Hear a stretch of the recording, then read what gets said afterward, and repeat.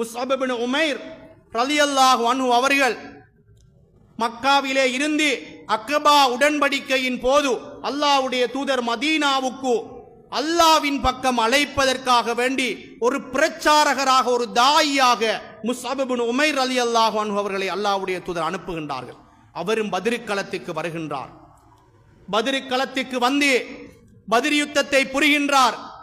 இதை எதற்காக சொல்லுகின்றேன் என்று சொன்னால், இறை வழியில் தியாகம் செய்வது இறை வணக்கம் என்ற அந்த விடயத்திற்கு ஆதாரமாக இதை சொல்லுகின்றேன். உலக கோடீஸ்வரனாக இருந்த முஸ்அப் இப்னு உமைர் ரலியல்லாஹு அன்ஹு அவர்கள் ஒரு நாளைக்கு ஒரு உடுப்பு போட்டார் என்று சொன்னால் அதை அடுத்த நாளைக்கு போட மாட்டார். அவ்வளவு பணக்காரர். முஸ்அப் இப்னு உமைர் ஒரு பாதையிலே சென்றார் என்று சொன்னால் அவர் கிலோமீட்டர் கணக்கு தூரத்திற்கு சென்றிருப்பார். அதற்கு பின்னால் ஒரு மனிதன் சென்றால் நாம் அறிந்து கொள்ளலாம், முஸ்அப் தான் பேய்த்திருக்கின்றார். அவர் பூசுகின்ற அந்த வாசனை திரவியங்கள் இருக்கின்றதே, இன்றும் நீங்கள் பாருங்கள், ஒரு மாதத்திற்கு ஒரு வாசனை திரவியம் நிற்க வேண்டும் என்று சொன்னால் 15,000 20,000 ரூபாய் அத்தர்களின் விலை. முஸ்அப் இப்னு உமைர் ரலியல்லாஹு அன்ஹு அவர்கள் அந்த அடித்து செல்லுகின்ற அந்த வாசனை திரவியம் இருக்கின்றதே, அவர் அந்த வழியால் சென்றால் முஸ்அப் தான் போனது என்று மக்கள் அறிந்து கொள்வார்களாம்.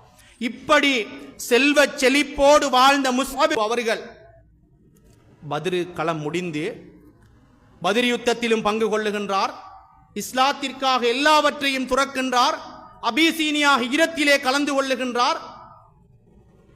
பத்ர் களத்திலே நடந்த யுத்தத்திற்கு பின்னால் உஹது களத்தை சந்திக்கப் போகின்றார்கள் முஸ்லிம்களும் காபீர்களும். முஸ்அப் இப்னு உமைர் ரலியல்லாஹு அன்ஹு அவர்களும் வருகின்றார். உஹது யுத்தத்திலே கலந்து கொள்ளுகின்றார். உஹது யுத்தத்திலே முஸ்அப் இப்னு உமைரும் அல்லாஹ்வுடைய தூதரும் முக பாவனையிலே ஒரே மாதிரியானவர்கள். முஸ்அப் இப்னு உமைரை ஒரு காபீர் வெட்டிவிட்டு களத்திலே சொல்லுகின்றார், உஹது யுத்த களத்திலே அல்லாஹ்வுடைய தூதரை வெட்டிவிட்டேன், முகம்மதை வெட்டிவிட்டேன் என்று சொல்லுகின்றார். ஆனால் அல்லாஹ்வுடைய தூதர் வெட்டுப்படவில்லை. சென்று பார்க்கிறார்கள், முஸ்அப் ரலியல்லாஹு அன்ஹு அவர்கள் ஜனாசாவாக ஷஹீதாக மடிந்து கிடக்கின்றார்கள்.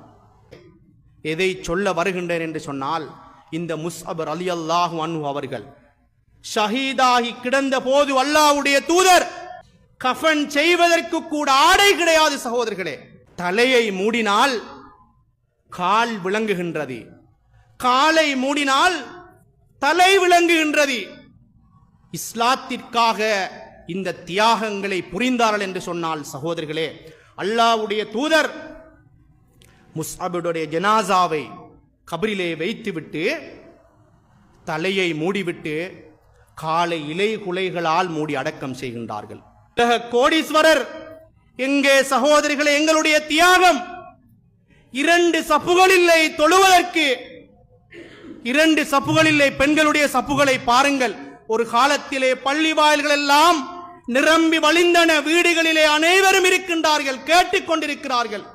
அல்லாஹ்வுடைய மாளிகைக்கு வந்து இந்த 11 ரக்காத்துக்களையும் தொழுவதற்கு தியாகம் இல்லை என்று சொன்னால், இந்த முஸ்அப் ரலியல்லாஹு அன்ஹு அவர்களுடைய இந்த தியாகத்தின் ஒரு துளி, ஒரு கடிகளவு கூட எங்களிடத்தில் இருக்கின்றதா சகோதரிகளே? காரணம் சொல்லுகின்றோம், அல்லாஹ்வினுடைய அருளை பெற்றுக் கொள்வதற்கு நாங்கள் நாசமடைந்த கூட்டத்தில் இருக்கின்றோமா? அல்லாஹு அலம். எனவே சகோதரிகளே, அந்த பத்ர் யுத்தம் தருகின்ற இந்த தியாகம் இருக்கின்றதே, இந்த தியாகம் வரலாற்று நடிகிலும் சஹாபாக்களிடத்தில் இருந்தது என்பதை நாம் புரிந்து கொள்ள வேண்டும். அதே போன்று